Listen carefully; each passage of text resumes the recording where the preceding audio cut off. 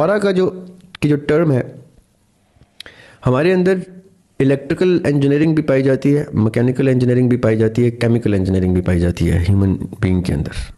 सही। हमारे electromagnetic waves होती हैं, हमारे इम्पल्स जनरेट होती हैं ब्रेन से, न्यूरॉन्स को लाइट बल्ब्स की तरह इलेक्ट्रोमैग्नेटिक वेव्स ट्रेवल करती हैं। ये जो मैं हाथ की मूवमेंट कर रहा हूँ, ये सब कुछ ये इलेक्ट्रोमैग्नेटिक वेव्स हैं। इलेक्ट्रोमैग्नेटिक वेव्स बॉडी तक नहीं रहती हैं, वो बॉडी से बाहर आती हैं। वो एनर्जी है, एनर्जी चेंज होती है, बाहर निकलती है, वो स्प्रेड होती है। और हर शख्स की मोलेकुलर मोशन से किनेटिक एनर्जी भी निकल रही होती है। केमिकल्स जो अंदर इम्बैलेंस जो चल रहा है केमिकल का, वो अपनी केमिकल्स भी बाहर पसीने की सूरत में भी बाहर इवेपोरेट होते हैं हम लोग, और सब कुछ हमारे इर्द गिर्द इस सारी इलेक्ट्रोमैग्नेटिक वेव की एक मैग्नेटिक फील्ड जनरेट होती है। मैं बहुत साइंटिफिक टर्म्स और रीडेबल सर्चेबल टर्म्स बयान कर रहा हूँ ताकि कोई गूगल पे इन चीज़ों को देखे तो उसको समझ आ जाए। हर शख्स की हरकात सकनात, अज़कार, अकीदा, स्पिरिचुअलिटी, डीड्स, इवल, गुड, इन सब से मिल के उसकी इलेक्ट्रोमैग्नेटिक वाइब उसके इर्द गिर्द नज़र आ सकती है। अगर किसी सर्टन लेंस से देखी जाए तो वो नज़र भी आती है। जैसे इंफ्रारेड की ग्लासेस से देखा जाए तो हीट वेव नज़र आती है इंसान की। इंफ्रारेड ग्लासेस जो होती है वो हीट वेव सिग्नल्स देख लेती हैं। इसी तरह अब वो क्या नज़र आ रहा है उसको, आपको वो ऑरा नज़र आ रहा है उसकी हीट का उन ग्लासेस से। नाइट विजन में भी क्या होता है कि हीट वेव्स के ऊपर वो बंदों को आइडेंटिफाई करते हैं। जो मिलिट्री वाले होते हैं ना, रात के टाइम गॉगल्स पहन के बंदे फड़का रहे होते हैं, वो हीट वेव्स, हीट सिग्नल्स नजर आते हैं उनको, तो उनको हीट ऐसे नजर आती है, रेड कलर की, कहते हैं बंदा है मार दो।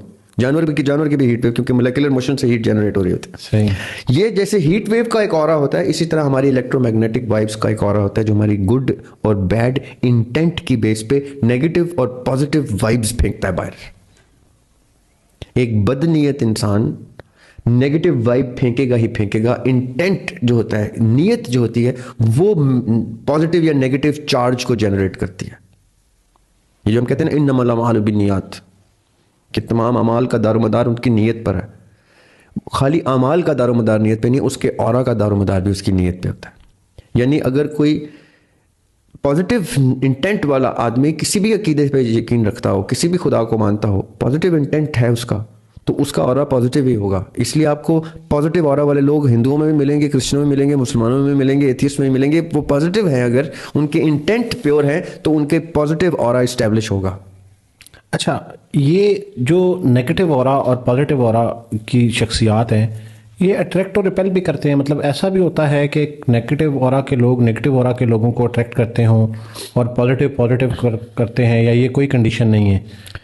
लेकिन लॉ ऑफ अट्रैक्शन आ जाता है ना यहाँ पे। तो लॉ ऑफ अट्रैक्शन तो यही कहता है कि आप उस चीज़ को अट्रैक्ट करते हैं जिस चीज़ का सबकॉन्शियस माइंड में एक मैनिफेस्टेशन का इंटेंट इस्टेब्लिश करते हैं। जब भी आप मैनिफेस्टेशन करते हैं तो उससे पीछे एक इंटेंट होता है। इंटेंट के बगैर मैनिफेस्टेशन नहीं खड़ी होती, उसका आर्किटेक्चर इस्टेब्लिश नहीं होता।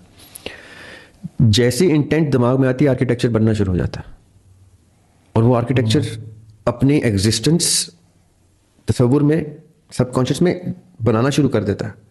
जैसे आपके सबकॉन्शियस माइंड किसी चीज़ की का इंफ्रास्ट्रक्चर इस्टेब्लिश करता है तो उसका इफेक्ट आपकी बॉडी पे आता है। तो नेगेटिव ऑरा हो किसी बंदे का, या कोई चीज़ आपने तो, या पॉजिटिव हो, तो आप उसकी तरफ माइल होते हैं, वो चीज़ आपकी तरफ अट्रैक्ट होती है।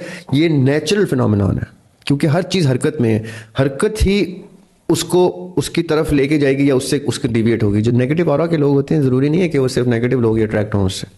पॉजिटिव लोग भी नेगेटिव ऑरा के लोगों से अट्रैक्ट हो सकते हैं, क्योंकि उसका इंटेंट उसको अट्रैक्ट करेगा कि यार ये मुझे बहुत नेगेटिव नज़र आ रहा है, मैं उसके साथ टाइम स्पेंड करूंगा ताकि उसकी नेगेटिव थॉट्स खत्म, वो अट्रैक्शन आ गई ना उसमें। तो ये तय कौन करेगा कि मैं पॉजिटिव हूँ या वो अगले वाला पॉजिटिव है? मतलब देखें, दो इंसान जो हैं वो अपने आप को तो पॉजिटिव ही समझ रहे होंगे। नहीं, अच्छा, उस सेंस में पॉजिटिव नेगेटिव ऑरा की बात नहीं कर रहा मैं। वो तो देखें, एक साइड पे बॉर्डर का बंदा गोली मार रहा है, दूसरी साइड पे बॉर्डर का बंदा गोली मार रहा है, इसमें पॉजिटिव नेगेटिव तो कोई नहीं है ना। ठीक है, दोनों नेक नीति से ही गोली मार रहे हैं ना। हाँ जी, हाँ जी, क्योंकि वो अपने मुल्क को डिफेंड कर रहे हैं या अपने अकीदे को डिफेंड कर रहे हैं। दो ही तो सूरतों में जंगें होती हैं, या अकीदे की जंग होती है, रियासत की जंग होती है, राइट? सही।